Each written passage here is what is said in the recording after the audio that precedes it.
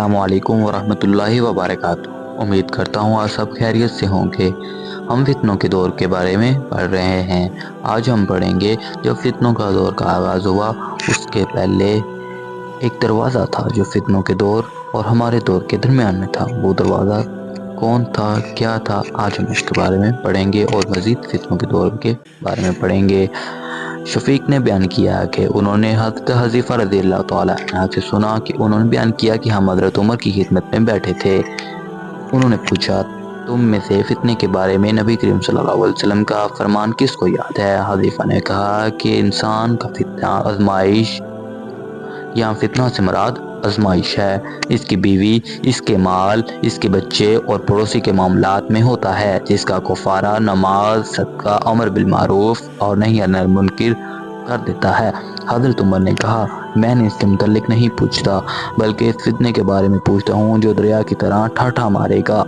हज़ीफ़ा रज़ियल्लाहु तआला ने बयान किया कि अमीरुल मोमिनीन, तुम पर इसका कोई खतरा नहीं। इसके और तुम्हारे दरमियान एक बंद दरवाज़ा रुकावट है। उमर रज़ियल्लाहु तआला ने पूछा, क्या वो दरवाज़ा तोड़ दिया जाएगा या खोल दिया जाएगा? बयान किया कि तोड़ दिया जाएगा। हज़रत उमर रज़ियल्लाहु तआला ने इस पर कहा, फिर वो कभी बंद ना हो सकेगा। मैंने कहा, जी हाँ। हमने हज़रत हज़ीफ़ा रज़ियल्लाहु तआला अन्हा से पूछा, क्या वो उमर रज़ियल्लाहु तआला इस दरवाज़े के मुतल्लिक जानते थे? फरमाया, हाँ, जिस तरह मैं जानता हूँ कि कल से पहले रात आएगी, क्योंकि मैंने ऐसी बात बयान की थी जो बेबुनियाद नहीं थी। हमें इनसे ये पूछते हुए डर लग रहा कि वो दरवाज़ा कौन था। चनाचे हमने मखलूक से कहा कि वो पूछें। जब उन्होंने पूछा कि वो दरवाज़ा कौन था तो उन्होंने कहा, वो दरवाज़ा हज़रत उमर रज़ियल्लाहु तआला अन्हा थे। ये हदीस सही बुखारी 7096 नंबर है। हज़रत हज़ीफ़ा से रवायत है कि एक दफ़ा रसूलुल्लाह सल्लल्लाहु अलैहि वसल्लम ने हमारे दरमियान खड़े होकर इस खड़े होने के वक्त से लेकर क़यामत तक के तमाम हालात को बयान कर दिया। बस जिसने इन्हें याद रखा इसने इन्हें याद रखा, और जो भूल गया सो भूल गया। और इस वाक़े को मेरे ये साथी भी जानते थे, और इनमें से बाज़ बातों को मैं भूल गया, लेकिन जब वो चीज़ें सामने आ जाती हैं तो याद आ जाती हैं। जैसे कोई आदमी किसी के सामने गायब हो जाए तो इसे भूल जाता है, जब सामने आता है तो इसे पहचान लेता है। ये हदीस सही मुस्लिम 7263 नंबर है और सुनन इब्न दाऊद 4240 नंबर है। हज़रत अबू ज़ईद उमर बिन ख़त्ताब रज़ियल्लाहु तआला अन्हु से रवायत है कि रसूलुल्लाह सल्लल्लाहु अलैहि वसल्लम ने हमें नमाज फ़जर पढ़ाई और मिंबर पर चढ़े तो हमें खुतबा दिया, यहाँ तक कि नमाज का वक्त आ गया। आप उतरे और नमाज ज़ोहर पढ़ाई। फिर मिंबर पर चढ़े और हमें खुतबा दिया, यहाँ तक कि असर की नमाज का वक्त आ गया। फिर नमाज असर के लिए उतरे, फिर मिंबर पर चढ़े और हमें खुतबा दिया, यहाँ तक कि सूरज गरूब हो गया। तो इस दिन हमें सल्लल्लाहु अलैहि वसल्लम ने इन तमाम बातों की खबर दी जो पहले हो चुकी हैं और आइंदा पेश आने वाली थी। बस हम में से सबसे बड़ा आलिम वही है जिसने हम में से इन बातों को ज़्यादा याद रखा। यह हदीस सही मुस्लिम 7267 नंबर है। खालिद बिन लश्करी से रवायत है कि जिसमें से इस तरह है कि हज़रत हज़ीफ़ा ने अर्ज़ किया, या रसूलल्लाह, तलवार के बाद क्या होगा, यानी क्या पेश आएगा? आप सल्लल्लाहु अलैहि वसल्लम ने इरशाद फरमाया, दुनिया में इंसान रहेंगे लेकिन इनके क़ुलूब में फितना फसाद होगा और इनके ज़ाहिर में सुलह होगी। और इसके बाद आखिर तक हदीस को बयान फरमाया। क़तादा रज़ियल्लाहु तआला से इस तलवार को इस फितने पर महमूल फरमाते थे जो फितना हज़रत अबू बकर सदीक़ रज़ियल्लाहु तआला अन्हा के दौर में पेश आया कि जब अरब के कुछ कबाइल दीन मुनहरफ हो गए थे, उन्होंने ज़कात अदा करने से इनकार कर दिया था। फिर वो लोग तलवार से ताबेदार बना लिए गए। ये हदीस सुनन इब्न दाऊद 425 नंबर है। फितनों का दौर कैसा होगा? अमीर बिन हानी कहते हैं कि मैंने अब्दुल्लाह बिन उमर रज़ियल्लाहु तआला से सुना कि वो कहते हैं, हम रसूलुल्लाह सल्लल्लाहु अलैहि वसल्लम के पास बैठे हुए थे कि आप सल्लल्लाहु अलैहि वसल्लम ने फितनों के बारे में तज़किरा फरमाया और बड़ी तफसील से फरमाया, यहाँ तक कि आप सल्लल्लाहु अलैहि वसल्लम ने बयान में اجلاس کے فتنے کا تذکرہ فرمایا تو اس سلسلہ میں ایک شخص نے عرض کیا، یا رسول اللہ صلی اللہ علیہ وسلم، اجلاس کا فتنہ کیا ہے؟ آپ صلی اللہ علیہ وسلم نے فرمایا، وہ تو فرار ہونا اور لوٹ مار کرنا ہے۔ پھر سرا کا فتنہ ہے، جس کا دھواں ایسے شخص کے پاؤں کے نیچے سے نکلے گا جو میرے اہل خانہ سے ہونے کا گمان کرے گا۔ حقیقت یہ ہے کہ وہ میرے اہل خانہ سے نہیں ہوگا، کیونکہ میرے اولیاء وہ لوگ ہیں جو کہ پرہیزگار ہیں۔ پھر لوگ ایسے شخص پر اتفاق کر لیں گے، یعنی ایسے شخص کو متفقہ طور پر امیر بنا لیں گے، جیسے کہ سرین ایک پسلی پر جو کسی طریقے سے نہیں ملتا۔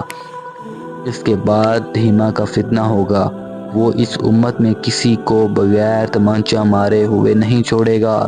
پھر جب لوگ بولیں گے اب فساد جاتا رہا، تو پھر صبح کے وقت وہ فتنہ اور زیادہ بڑھ جائے گا، جس میں ایسا حال ہو جائے گا انسان صبح کے وقت مومن ہوگا تو شام کے وقت کافر ہو جائے گا، جہاں تک کہ لوگ دو خیموں کی طرح کھڑا ہوں گے۔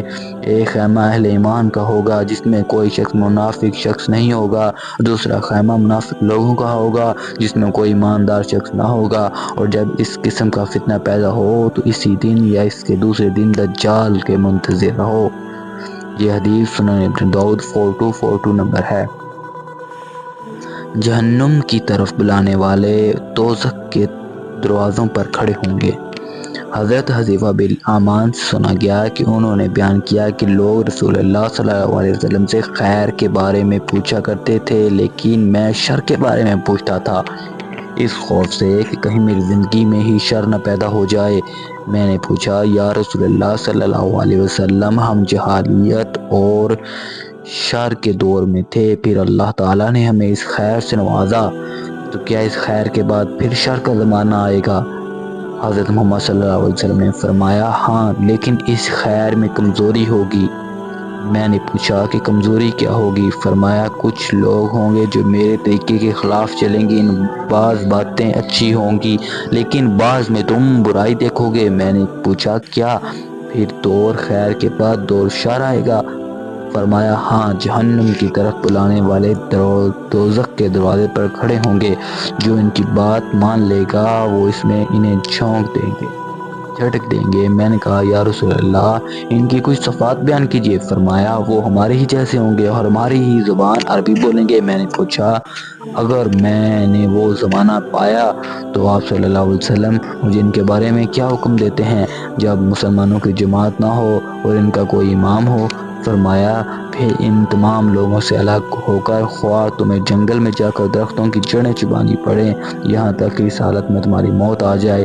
یہ حدیث صحیح بخاری 7284 نمبر ہے اور سنن ابن داؤد 4246 نمبر ہے۔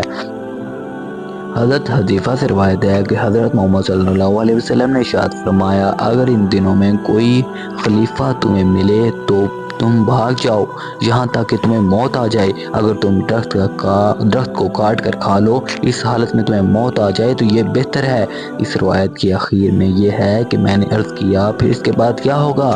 آپ صلی اللہ علیہ وسلم نے فرمایا، اگر کوئی شخص اپنی گھوڑی کا بچہ کرنا چاہے گا تو وہ گھوڑی بچہ پیدا نہ کر پائے گی اور قیامت آ جائے گی۔ یہ حدیث سنن ابن داؤد 4247 نمبر ہے۔ انسان قبر میں ہونے کی تمنا کرے گا۔ حضرت ابو ہریرہ سے روایت ہے کہ نبی کریم صلی اللہ علیہ وسلم نے فرمایا، قیامت قائم نہ ہوگی یہاں تک کہ ایک شخص دوسرے کی قبر کے پاس گزرے گا اور کہے گا، کاش میں بھی اس جگہ ہوتا۔ یہ حدیث صحیح بخاری 7115 نمبر ہے۔ سوائے آزمائش کے دین نہ ہوگا۔ حضرت ابو ہریرہ رضی اللہ تعالیٰ عنہ سے روایت ہے کہ رسول اللہ صلی اللہ علیہ وسلم نے ارشاد فرمایا، اس ذات کی قسم جس کے قبضے میں قدرت میں میری جان ہے، دنیا ختم نہ ہوگی یہاں تک کہ آدمی قبر کے قریب سے گزرے گا، اس پر لیٹے گا اور کہے گا، اے کاش اس قبر والے کی جگہ میں ہوتا۔ اس کے ساتھ سوائے آزمائشوں کے دین نہ ہوگا۔ یہ حدیث صحیح مسلم 7302 نمبر ہے۔ انسان دنیا کی بلا اور آفت کی وجہ سے موت کے آرزودہ کرے گا، جیسا کہ آج کل لوگ مرنے کی خواہش رکھتے ہیں، دنیا سے تنگ آ کر خودکشی کرتے ہیں۔ اس حوالے سے حدیث ہے، حضرت ابو ہریرہ سے روایت ہے کہ حضرت محمد صلی اللہ علیہ وسلم نے فرمایا، قسم اس کی جس کے ہاتھ میں میری جان ہے، دنیا ختم نہ ہوگی یہاں تک کہ ایک شخص ایک قبر پر گزرے گا اور اس پر لیٹے گا اور کہے گا کاش میں اس قبر والے کے بدل قبر میں ہوتا اور اس کو دین و ایمان کا کوئی رنج نہ ہوگا، بلکہ دنیا کی بلا اور آفت کی وجہ سے وہ موت کی آرزو کرے گا۔ یہ حدیث سنن ابن ماجہ 4037 نمبر ہے۔ اچھے لوگ مر جائیں گے اور برے رہ جائیں گے۔ حضرت ابو ہریرہ سے روایت ہے کہ حضرت محمد صلی اللہ علیہ وسلم نے فرمایا، تم صاف کہہ جاؤ گے جیسے کھجور صاف کی جاتی ہے بری کھجوروں سے، یعنی اچھے لوگ مر جائیں گے اور برے رہ جائیں گے، پھر اگر مر سکو تو مر جاؤ۔ یہ حدیث سنن ابن داؤد 4038 نمبر ہے۔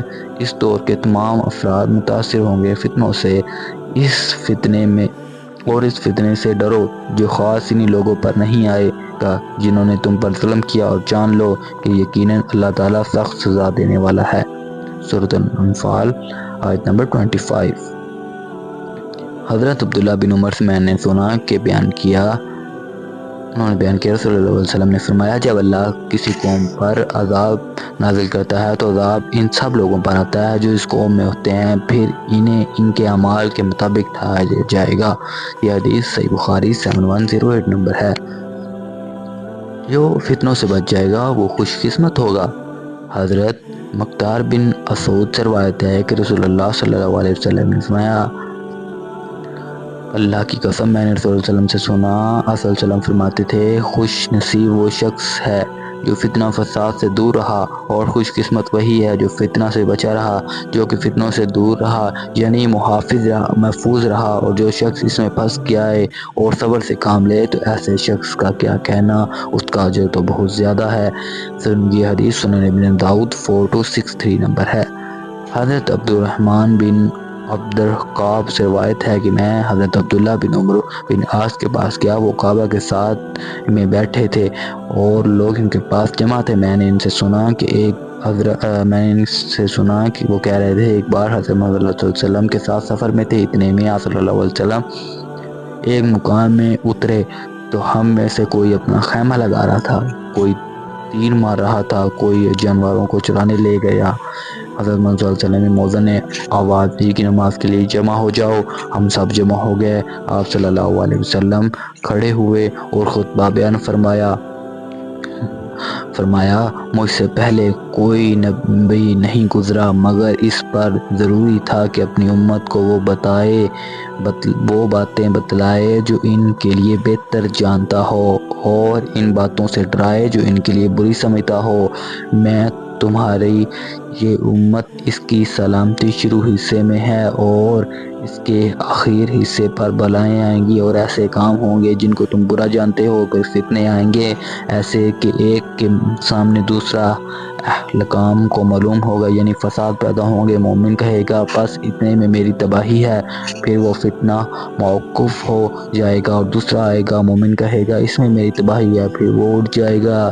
جس شخص کو یہ اچھا لگا کہ دوزخ سے دور رہے اور جنت میں جائے تو وہ اس کی کوشش کرے کہ مرتے وقت اس کو یقین ہو اللہ تعالیٰ اور قیامت پر، اور لوگوں سے وہ سلوک کرے جس کو وہ پسند کرتا ہے، لوگ اس کے ساتھ کریں گے۔ اور جو شخص کسی سے بیعت کرے اور اس کو اپنی قسم کا ہاتھ دے دے اور دل کا عہد، تو اب اس کی اطاعت کرے جہاں تک ہو سکے۔ اب اگر دوسرا امام آئے اس سے جھگڑنے کو اور اپنے سے بیعت کرنے کو کہے تو دوسرے کی گردن مارو جو بعد میں آیا، کیونکہ جب پہلے سے بیعت کر چکے ہو تو اس کی امامت صحیح ہوگی۔ یہاں اب اس کے ہوتے ہوئے دوسرا امام نہیں ہو سکتا۔ عبدالرحمن نے کہا، میں نے یہ سن کر اپنا سر لوگوں سے نکالا اور میں نے عبداللہ بن عمر سے کہا، میں تم کو قسم دیتا ہوں کہ اللہ کی، کیا تم نے یہ سنا ہے کہ حضرت صلی اللہ علیہ وسلم نے اشارہ کیا کہ اپنے کانوں کی طرف اور کہا میرے دونوں کانوں نے اس کو سنا اور میرے دل نے یاد رکھا۔ یہ حدیث سنن ابن ماجہ 3956 نمبر ہے۔ یہاں امام سے مراد خلیفہ وقت کا ذکر کیا جا رہا ہے۔ جزاک اللہ خیرا کثیرا فی الدنیا والآخرہ۔ ملتے ہیں اگلی ویڈیو میں، تب تک کے لیے اپنا خیال رکھیے گا۔ اللہ حافظ۔